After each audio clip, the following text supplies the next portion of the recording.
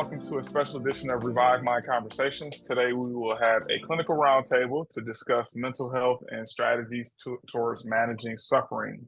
I have two special guests here with me. They're highly trained and skilled licensed mental health providers, Shelly and Latanya. I'm happy to have them here, and I will go over briefly their bio just to show just their credibility in the mental health field. So Shelly Moore is a LMSW, and she's a graduate from the University of Michigan. She started her career off in CMH at Southwest Detroit, and she worked with aging youth program, helping youth and their families. And then she transitioned into non-public work at Great Lakes Psychology Group, where she continues to work with children, youth, and families. And she's also a supervisor for limited licensed social workers. Shelly specializes in anxiety, depression management, perfectionism, body imaging, and eating disorders. She worked with transitional youth, teens, survivors of trauma, and Shelly is passionate and devoted to supporting and empowering individuals and their families and navigating through challenges. So, hello, Shelly. Hello, good morning. And I want to introduce Latanya as well. Latanya Gator is a proud Detroit native, and she is a mother and a graduate of TSU, Tennessee State University, and the University of Detroit Mercy. She is a master's level psychologist in the state of Michigan who specializes in psychotherapy, case management, and supporting children and youth and families, both in the public and private sector. She has nearly 10 years of experience in working with specialized populations of the LGBTQ population, women, children, family, adults who experience PTSD, trauma, and substance abuse. She is also the CEO of Gators Got You, LLC, created in 2022. And she provides and supports services to organizations and individuals who are looking to strengthen their DEI efforts and advancing the safety and full inclusion and mental health and well-being and educational growth. So please welcome Shelly and Latanya. Morning. Thanks for having us. So thank you all for being here. So I'm excited for us to just kind of talk about suffering. This is the subject matter pertaining to mental health. And without further ado, I want to kind of jump into our first question is, in your own words, how would you define suffering in a clinical context?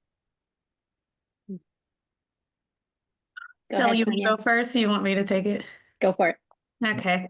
I thought about this long and hard and how I could put it in my own words in a way that I think would be easily received from non-clinical people. And I think what I came up with is just a person's inability to be able to navigate or escape prolonged pain. And that can look like psychological pain, biological, physiological pain, spiritual pain. Again, just the inability for a person to be able to escape it. And it has to have that component of being prolonged or chronic. That's awesome. Yeah, I like that. I also was trying to, think about it in a way that it could be received by other folks. I think for me, I just go to not accepting or resisting. So whether that be your just current reality, your thoughts, your feelings, Tanya mentioned even your physical sensations or pain, but right, we know what we resist persists. So that's what I kind of come back to of not being able to accept or resist our reality. Yeah, I like how both of you all define suffering. Would you all agree or disagree that suffering is inevitable? I would say pain is inevitable. I think suffering, we have more agency than we think we do sometimes. I think pain absolutely is inevitable. It's certain, right? It's going to happen. We're all going to experience pain. I think, again, staying in the suffering, there is, I think that we could, we can move through with the skills, like Tanya said. Yeah, I would agree with Shelly. I think the word suffering, if you look at that operationally, that's not something that's inevitable. I think if you reframe it and how you look at it, if you have the skills to be able to navigate through pain, then it doesn't have to equal prolonged suffering. I think we all, as a part of like the human experience, will suffer through something, but I think the continuum of time dictates whether it's inevitable or not. Yeah. Yeah, And with I like that. support, right? What you're saying? And needing support, whether it be therapeutic support, family, systems, policies, like I think it all comes down to having support through your pain to reduce suffering too. Yeah, it's kind of seemed like it's almost as if I guess the pain and the suffering could be interchangeable, but the way that we respond to whatever that pain or thing that may cause us to feel suffering, how we respond to that can either prolong it or water the seeds to this distress that we're feeling. And then that's where it kind of comes in to like, how do we, whether as individuals or practitioners working with clients to help them navigate, like how do we navigate through the waters of discomfort or something that's like distressful towards us. So I think that it kind of leads me to my next question is asking you, what is something, as you all are providers in the field, have you all encountered that individuals may suffer from, or why they may experience suffering? I guess I look at it in a different lens than how I used to. When I worked in community mental health, when I worked with consumers who were mild to moderate, as opposed to me working in a child psychiatric hospital now, where the acuity is always high. My lens of what is considered distressful or what is considered suffering versus pain now looks a lot different. And so from the children that I serve in the psych hospital, and they are inpatient, it's just a lack of environmental, whether it be like family and or systems driven, that keeps them, and I'll use terms that they have said and disclosed to me directly, they feel trapped, where they have no out to be able to have and or be given a healthy life. And again, that can come from a place of complex trauma or prolonged grief and loss and or biological medical trauma. Again, they often report to me that they feel they haven't been able to be given a life to be able to be happy. And that in and of itself makes them feel that they are suffering through something that they have very little control over. It's a lack of control. Yeah. Lack of control, lack of agency too, right? Even especially for these kiddos you're seeing in inpatient, right? I mean, they don't even have control over their environment in that sense either. Yeah, it's interesting. We've almost gone, since all three of us work together in CMH, Tanya and I've almost gone to different directions where like many of my, the population I'm working with now are actually more mild than what and have more supports than what I was seeing in CMH.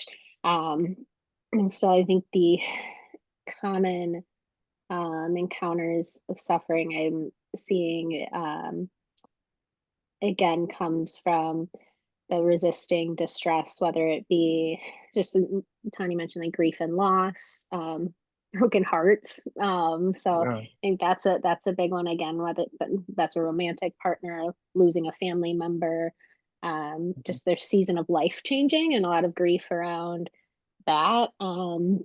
Right, I think we all experienced that through the pandemic, working with the amount of suffering that happened and just isolation during that period. And yeah, the focusing on what they can't control, feeling hopeless and stuck, focusing so much on wanting other things to change, whether it be systems, whether it be other people in their lives, wishing they were different, wishing they would support them more than they are or will. Right. And then, yeah, I think that's a lot of it's then like outwardly focusing on the things again they can't control. Mhm. I feel like from the both of you all, you kind of pointed out a little bit of perception along with uncontrollable situations that is happening. So, how do one acknowledge that they're suffering? How do they even know or become aware that this is kind of weighing me down, or this is pushing me down? A lot of times individuals, it it can be their norm and they're not even aware how certain things may affect them. So how does one be able to look in oneself and say, this is kind of impacting me in a negative way? How would you all go about that? It depends on, oftentimes something in their life isn't working out for them, right? So whether, and Mhm, it's getting bigger than they can no longer ignore it. So for working mhm, with a lot of young people, it might be their parents seeing their grade slip, or mhm, um, behavioral issues, or um, working with folks with negative body images or disordered eating, might start having more like physical health issues. Same thing with survivors of trauma, right? We know the body keeps the score, and all this, maybe they're starting to have medical issues, and then all of a sudden it's like, okay, I can't ignore this anymore. I can't avoid it. So I think a lot of times, um, yeah, it becomes um, big enough that avoidance is maybe has more consequences than acceptance or asking or receiving help. Well said, Shelley. Again, I'll just lean on my experience from the inpatient psych hospital, where it goes from someone having acute reports of problems, like a headache, a stomach ache, again, like Shelley mentioned, some behavioral mhm, challenges at school, at home, and in various environments, till it being more chronic, Mhm. to it escalating to be more of a like a psychotic problem, Mhm. where it starts to look like hallucinations and delusions, or it mhm, involves other systems of care, again, in an escalating form. So, again, like going from problems in school and home to a child or a person being involved in the juvenile justice or legal system. So, again, I mhm, look at it in a continuum, in an mhm, escalating continuum, if you will, of problems for that person. Um, mhm, again, like when I am working with a patient or consumer or client, those terms are used interchangeably. mhm, It looks like they are not able to eat normally, or there are like biological changes in the way they show up, in the way they breathe, in the way they eat, in the way they sleep. Their overall basic functioning changes from a Mhm. physiological standpoint. mhm, To me, that is when it starts to look like a chronic problem and that person is suffering. Mhm. mhm, mhm. Yeah, yeah. No, let's. I guess I want to also point out too how sometimes an individual could experience a level of suffering where it's not something that can be clinically diagnosable, or is this is this a matter of bringing just like discomfort to somebody's life, where it just affects them from being themselves. They may not even be in services, or they may not even um, bring it up to individuals, but it can be causing them to just not be themselves, where they're not want to do the things they want to do. Um, how would you kind of help someone acknowledge that, and then um, even coming to address that they can still get some support, even though they can kind of manage like their everyday living? Like, what would you all say towards that? What comes to mind for me is thinking about asking someone, whether or not they're a client or just someone might like, what makes their life worth living and what their values are, and how is their current situation aligned with that, or maybe not, and how is that working for them? I think the biggest thing is meeting them where they're at, and if they're saying like, meh, it's no big deal, then okay, great. But if it's they're noticing and meeting them where they're at, they're saying, this isn't working for me and I am motivated to change, and okay, then let's talk about what that could look like, and letting them lead. So again, I think a big thing a theme we keep coming back to is people feeling a lack of control. So helping them feel like they have agency and buy-in into their own life, into their own circumstances, and supporting them alongside them, not pushing or pulling them in a certain direction. Jeffrey, if I understood your question correctly, it was you asking, how do we get a person who may be going through something to see things for what they are? They may not be in services, or, they may not have that heightened awareness, but how do we as mental health professionals help them see that? Was that your question? And I just feel that we as clinicians have to dedicate more time to the assessment phase. I think we are driven and more prone to problem solve. And that's from the goodness of our heart, that's from experience, that's from culture. And I think if we dedicated more time to truly assessing the amount of problems, the magnitude of problems, of course, doing the person-centered approach where we're building rapport, just to give the person a safe space to know who they are at the base of it all, then that in and of itself can help that person understand what they are dealing with, no matter what the circumstance is.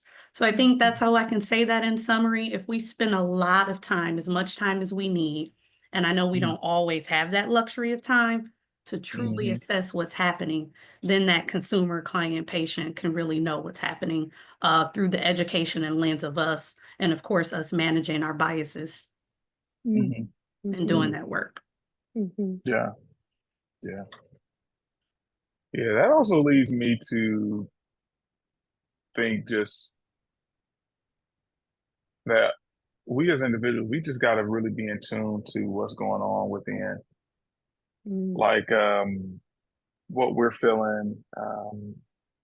And I don't know if like the way that society is set up, where we're working a lot, and then we have so many hats that we may wear, whether you're a parent, whether you are, you're sitting on boards or doing something involved in the community.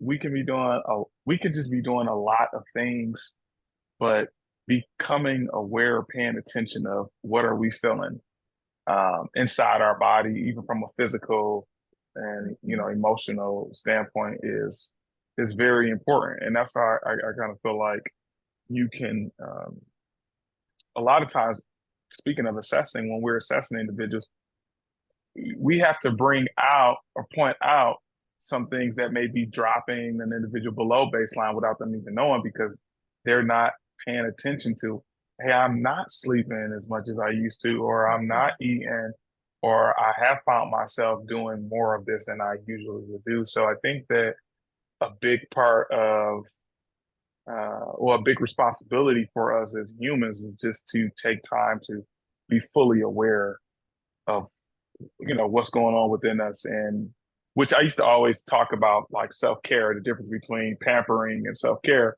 right? but a lot of times individuals, when they hear self-care, it's like, what are you doing for yourself? But do you acknowledge what's going on just from within? So I don't know if you all want to add anything to that, but I just think that's Yeah. very important too. Yeah, what comes up for me is mindfulness, right? So like the idea of being present and not judging the moment, but just being with it. So again, yeah, mentioning being aware of what's going on for us. Obviously, as clinicians, we're working on a lot of modeling or even like co-regulating when a client or a family member is like really escalated, like helping them de-escalate. And we have to do that within ourselves to be able to mirror that. I have an 18-month-old at home, and I'm getting a lot of practice with getting in touch with my body to uh, help her learn to eventually self-soothe as well. So I think that's absolutely so important. And thinking about the folks we work with, especially those who experienced a lot of trauma, they've been in survival mode. The idea of being in their body didn't feel safe. So Yeah. learning how to be embodied and realizing this container that we live in is right, like the first and last relationship we'll have, and how to befriend this body that may have not been treated with respect or been nurtured or protected the way that we all innately deserve and are worthy of. I agree with Shelley. Mindfulness came to my mind too, and just having or working towards an inner self-awareness of who you are in the space and the context of the work that we do. And I think that it's also critical to have like a team consultation, if you will, like a team of people you work with, where you guys can consistently reflect on the work that you do, that you guys do as a team, to be able to either one, manage your own biases, stay aware of how you're showing up in the spaces to be able to serve people, because it's really tough work and we're human too, and we need spaces to get to be human so we can ethically and effectively serve others. And then also the other end of that is just holding ourselves accountable to do effective treatment. And sometimes you can't do that because of whatever role you're fulfilling outside of the workspace. And when you're dedicated to a group of competent, willing professionals, again, you are able to show up in these clinical spaces to be able to do good work for the public.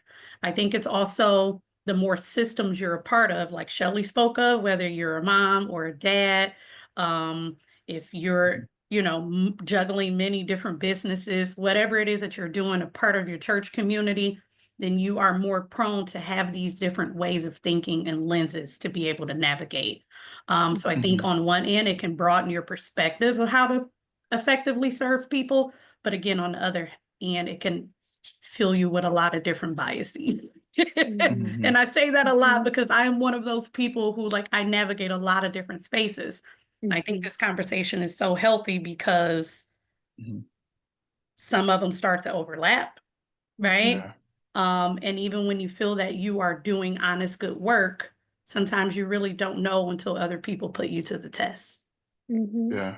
Well, it depends on the individual too, right? And Tanya, you've mentioned biases, and I think that's so important, to continue, not just for your CEUs, but to continue to do that implicit bias work. Because yes, in our code of ethics, especially for social workers, we talk about having a non-judgmental stance and combating all these systems of injustice. But we are, like you mentioned, we're human, and we come with our own biases and everything beliefs and generational experiences, and it's so important to check ourselves, not in a in a right or wrong, black and white way, but just to say, okay, this is where I'm coming from. Is this my intentions can be good, but is that the impact that I'm having with this person that I'm working with? And sometimes having that consultation can be really helpful, and just hearing other people's perspectives too. Yeah. Mm. Yeah. Yeah. One thing I also want to point out too, like a lot of us, we're so uniquely made and everyone has their own experience. Even, we can grow up in the same state, same city, but the way that we view things can be differently, and the way we see the world impacts us. And as we talked about, that uncontrollable experience, how we perceive that can contribute to a level of suffering. And one thing I like to tell some of the clients that I work with, like suffering is suffering. I don't look at anybody different, whether if they lost a pet versus somebody who lost um, a loved one, because it's all on like how you view that, like what that pet may mean to you.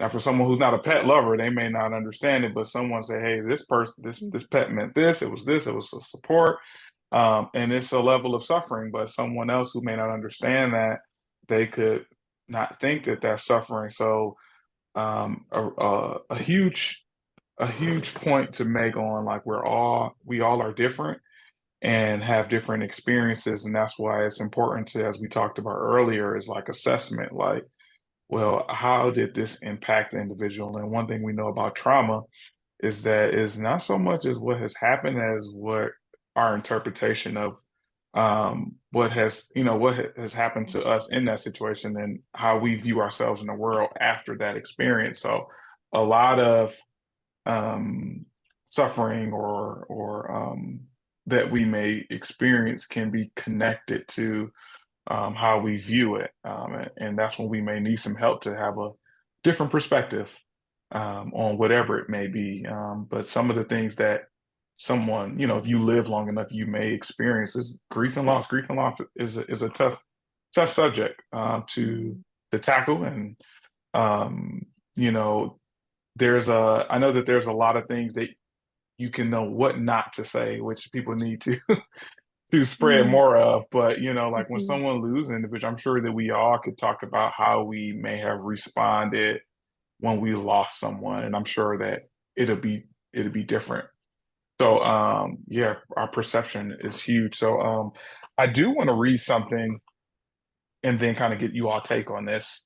So it says, when we feel suffering, we have the urge to run away from it and fill ourselves up with junk food, junk entertainment, anything to keep our mind off the pain that is there inside of us. Let me stop right there. So yeah, do I need to read that again, or did y'all got it? Yeah. Okay. So yeah, we kind of move into more of the strategies and coping, like when suffering is there, if we can do something about it, we should, but a lot of times we may not necessarily take the right route. Do anybody want to kind of go first and maybe talk about what they got from that? Go for it, Tanya. I think, well, let me ask this, Jeff. Am I Okay. answering this from the perspective of me as a person and the human experience of my own suffering? Or what Person. advice could I give a client consumer about how to navigate that? Let's go person and human experience first. I like that one. Yeah. If you feel comfortable, yeah, person and human experience. Yeah. Okay. Because I think authenticity is important, right? Can't expect people to do more than what we're willing to do and show up for ourselves. I think for me, I reframe suffering, and I think I had to learn that early on, that it's something that is a part of the human experience, right? The way we spoke about it earlier, and that when we get to the other side of it, then there is glory and there is truth and there is happiness and there is growth, all the things that you get to when you have to do hard work. And so for me, that taught me to not avoid as much, to try to have a balance of it though.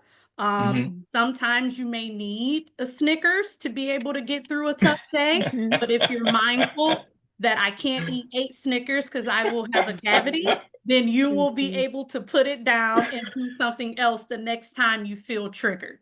Yeah. Yeah. Yeah, I like that. I like That's that. real. Oh, It's mindfulness, Jeff. It's Yeah, mindfulness and yeah. reframing. Yeah. Hmm. yeah. Hmm.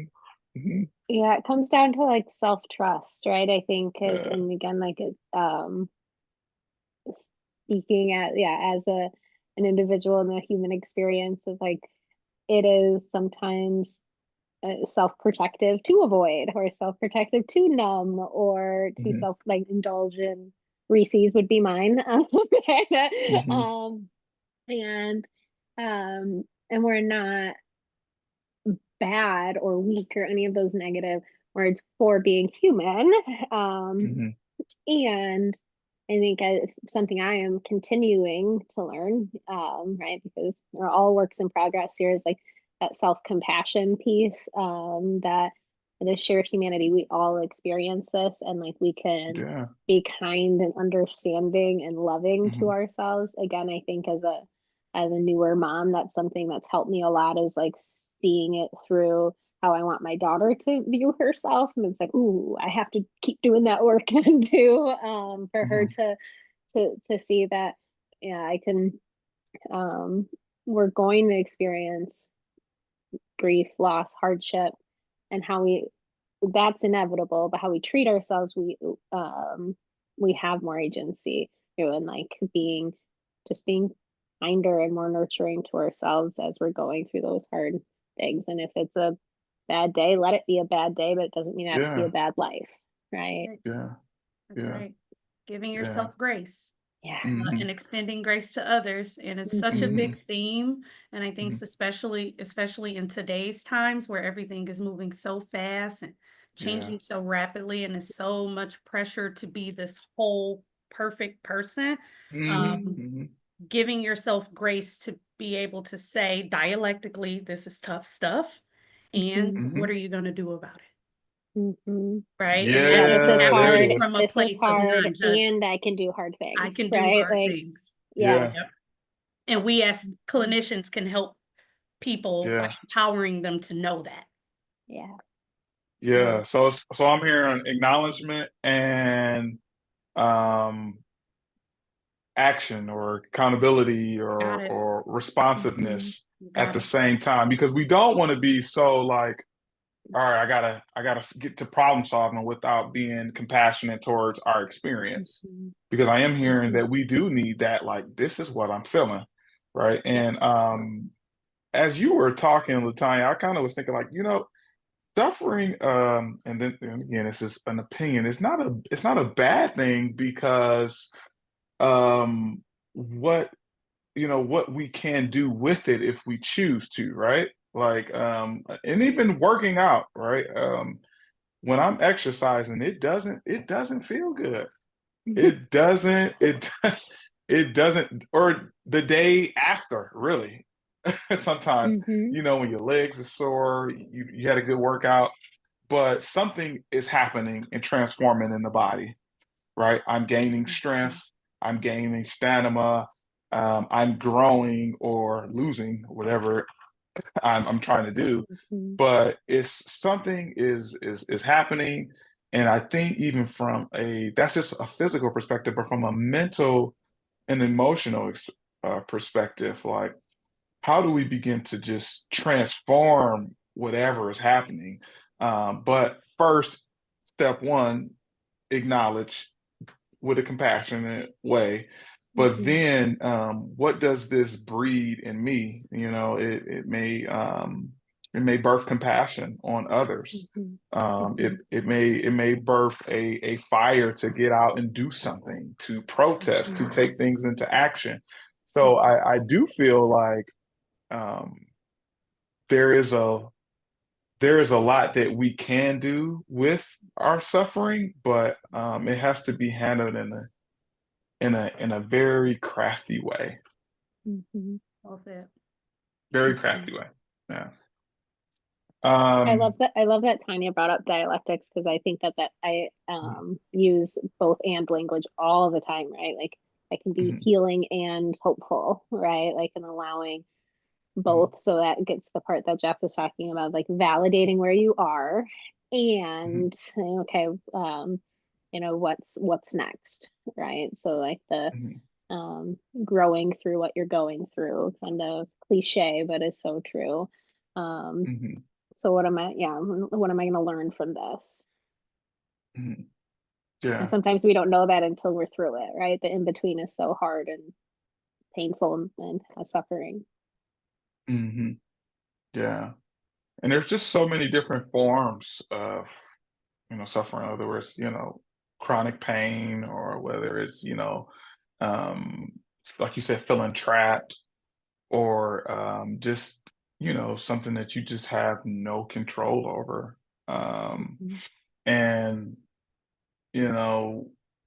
I guess leading to now, I know we talked about like a little bit of our personal experience, but how have you helped maybe your consumers or clients, or even just friends that you may try to help as they navigate through suffering? What have you found to be successful, towards helping others navigate through coping with suffering? And it could be from different levels. It can be, hey, I'm in traffic. Traffic is terrible, right? I'm sick of doing this. I don't want to do this. Or, to the extreme of, I have to do this work that I don't want to do, but I'm required to do it, right? Or I'm in a situation that, I feel powerless in. So how have you maybe seen some success, or some success stories, or some strategies that you may recommend if you haven't said it already?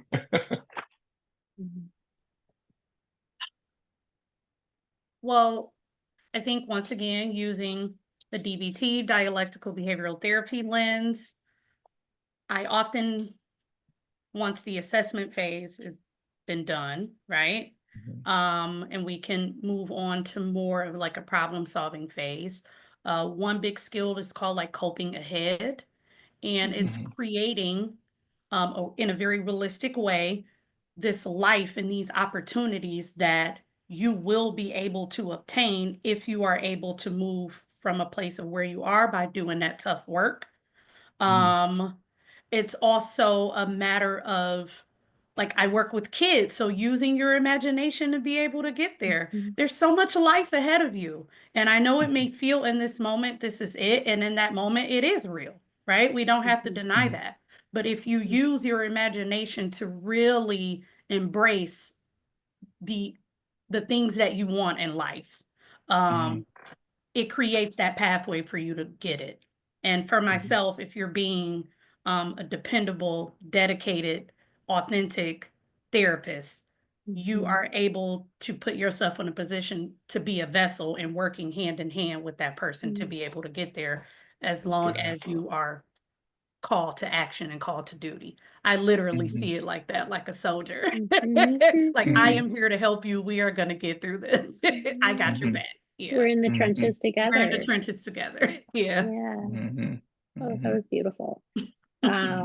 I agree with Tanya and add, I am not like a purist of interventions. I like to pull from different, so DBT would be one of them. I think CBT, again, cognitive behavioral therapy, better understanding like those core beliefs we have and where they come from, and helping, working with kids. I always use the idea of like sunglasses, right? So we have this negative core belief that I'm not enough, I'm bad, I'm whatever that is. And how might this scenario change? Again, we can't control the scenario, but we can take off these lenses and put on lenses that I am good enough and I am lovable. And how might that change how you show up?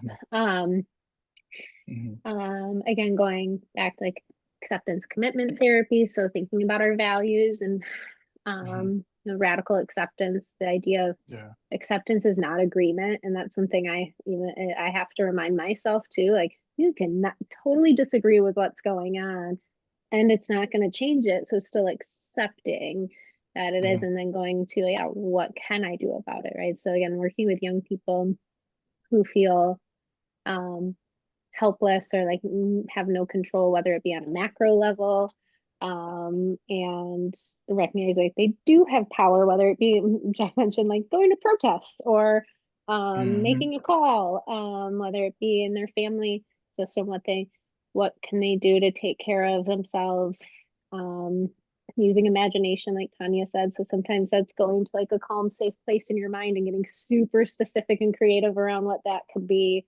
And it can be real or imaginary, but allowing, just that space, like I am worthy and deserving of a peaceful and soft life, whatever that looks like, and that will look different for each person.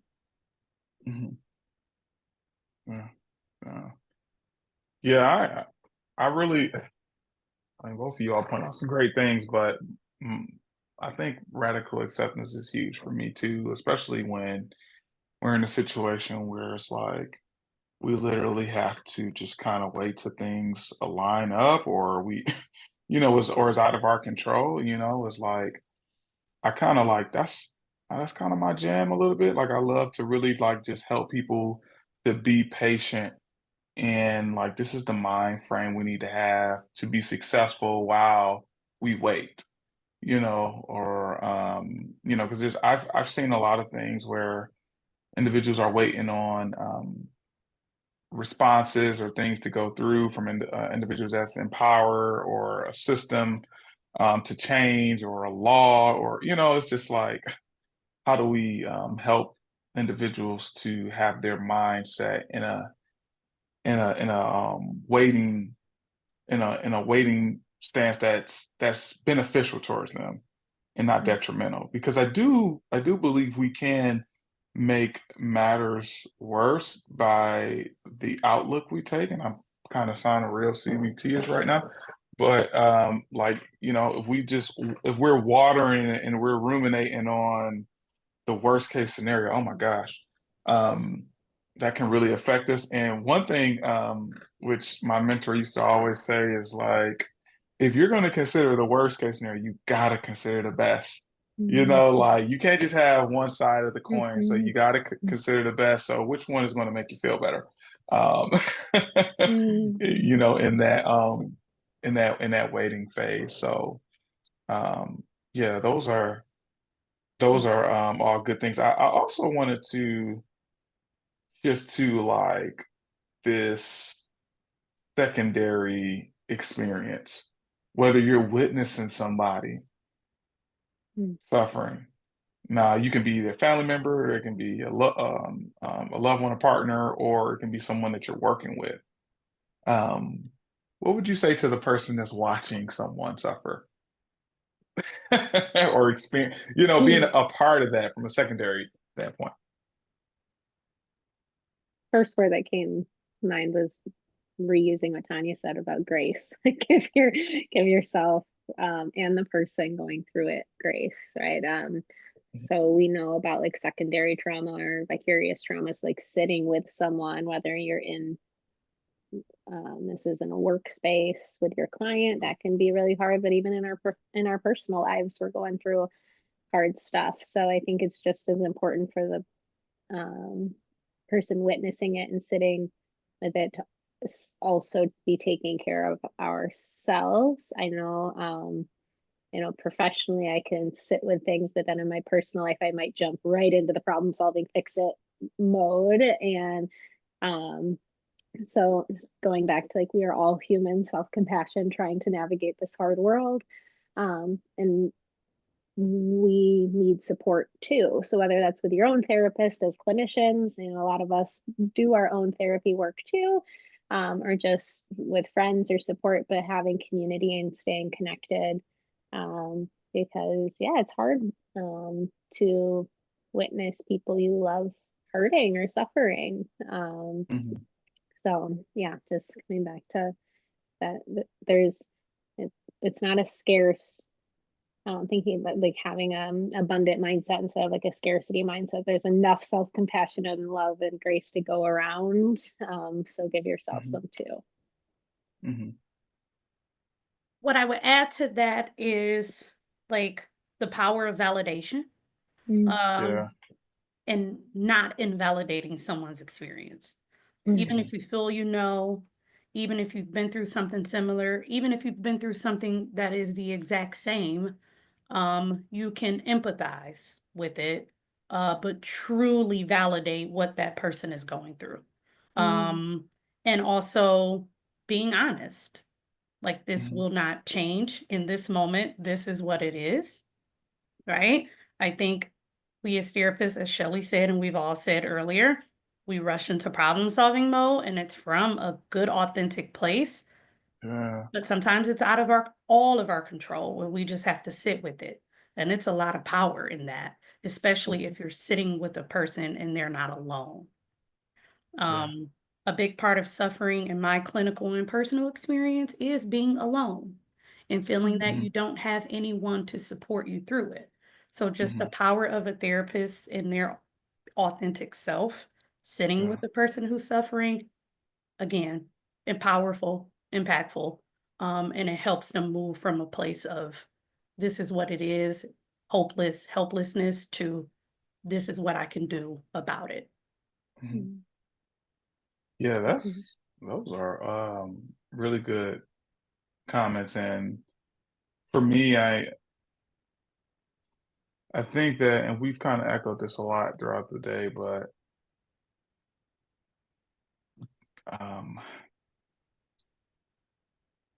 just allowing as the secondary individual witnessing someone suffering, just realizing that your presence means a lot. You know, like, you don't need to show up with a Batman utility belt. You don't need to do that. You know, your presence alone, because as you talked about, you know, even with suffering, being alone, you know, that can really affect someone, especially when they feel like I'm going through this by myself. But having someone just there, and not really giving some very educated response, but just being present. You know, I think about a time for me personally when I was in college. You know, I was going through something, and then my roommate, after I told him, he just gave me a hug. He didn't said it. He did, that was like I was like, man, this is one of the best interventions I've ever seen. He did, I'm expecting him to say something, but he just said he just gave me a hug. So it's like, and what individuals may need. They just may need someone to just say, give a hug or a pat on the back, or just you know, being able to sit there and validate, like, yeah, this, what you're experiencing is real. So yeah. Yeah. So how have you all, as you navigated through your career, how have your understanding of suffering may have changed when you were first in the field to now? Because you all have a lot of experience, and the amount of hours you all have put into this work, we probably can't even count right now. But how has your level of understanding of suffering changed from the beginning to what you've experienced now? Yeah, I started with that. Like in your first question, Jeff, of like, when I started out as a therapist in 2012 in CMH and mild to moderate versus working in inpatient psych hospitals, and even in private practice, it's way worse than what I thought. Like, children go through, vulnerable people go through way more than what I initially thought. And I thought it was really bad before. It increased my empathy for sure. Not that I ever felt as a professional, I didn't have it before. But again, it just broadened my knowledge base, opened up my heart more, because people suffer, and vulnerable people who are not connected to natural support systems or have prolonged pervasive mental illness or struggle to navigate and get access to care through systems.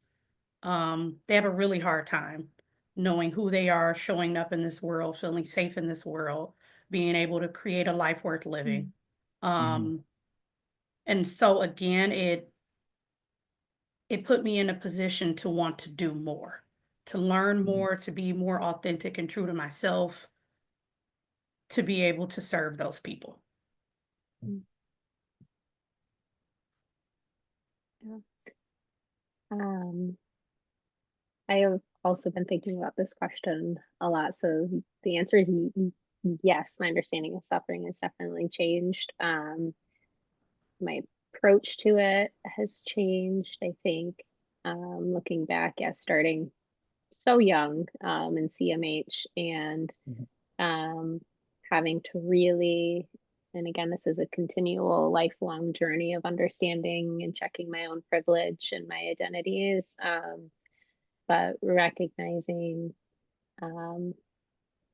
like Tanya said, not only how people are suffering, but even just like the privilege of trusting that systems are actually working for you. And and that was just something I never had to question before with my white identity, and realizing like, oh, that for so many folks who are resistant to care, it's not because they don't want to get better, it's because that resistance is actually self-protective because they have been burned many times. And so it helped me better understand where resistance and avoidance and all these other words we can, use come from. And then it's not a flaw of this person, but it's actually that, right, our brains are wired for survival. And a lot of communities, their survival is has turned into a hyper independence, or not feeling, or even not having the access to supports that are consistent.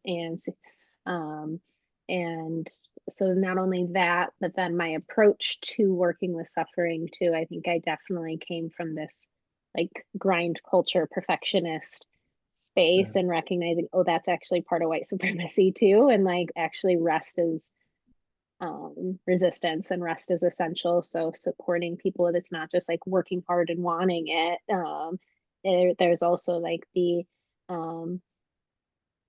accepting what is going on, not trying to fix, just like you mentioned, being a consistent person, being in the trenches with suffering, and just saying, no matter what, I'm gonna be here time and time again.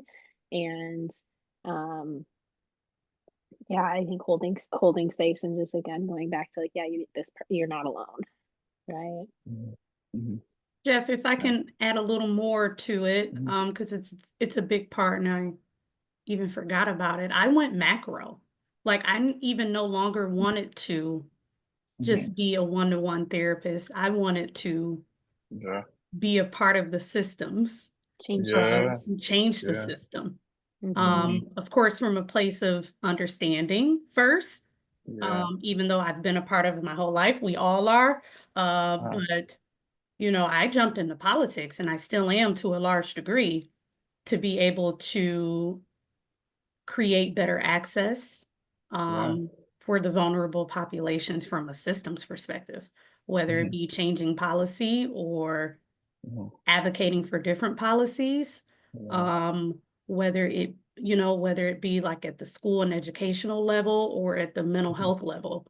I've been doing a lot of work in that way, because I started to feel like, we put a lot of pressure on the suffering people to do the work on their own. Right.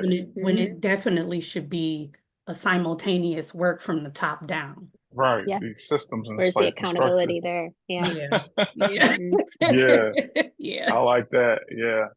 Yeah. So much I want to say from that. No, so much I want to say from that. My brain just started spinning from just even like systems to help you know, just give more space to more people that want to go into this field of being a provider and helping. So from a macro standpoint, I wanted to make changes in those things, and we can go a whole nother hour just talking about that. But I want to thank you all. We do have like a few minutes left, and I want to be respectful of you all's time. But if the last question that I can ask is, just what do you wish more clinicians understood about the nature of suffering? And it could be very quick as we wrap up, but something just for our clinicians, you know, what is something you wish that they understood more about suffering?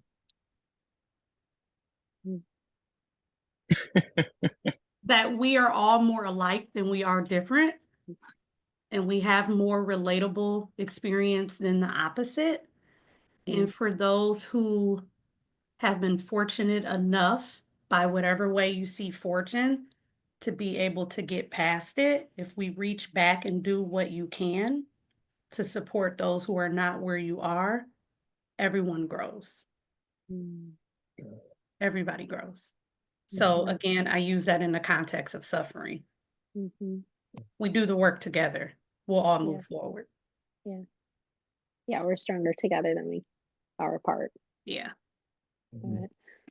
Yeah. I would add to that. So I would, with pain, and when we resist the pain, that equals suffering. Again, name whatever the pain is. When we're present with the pain, there's freedom there. And so just sit, like we just keep saying, like be sitting with each other, working together, that common humanity piece, that we're in this together. Awesome. That's good. That's good. That's good. Well, thank you all. As we are finishing, I don't know if you all can, for individuals that may watch this and may want to get in touch with you at all, like where could they find you, or how would they be able to get in touch with you? You all want to like leave maybe your I don't know, you have like a public social media, however we could get in touch with you if someone is watching this for whatever reason. That's great. That's a great question. I do not have public social media at this time. But I will say I'm on Psychology Today. Shelley Bolche Moore. Also on and find my therapist through Great Lakes Psychology Group. I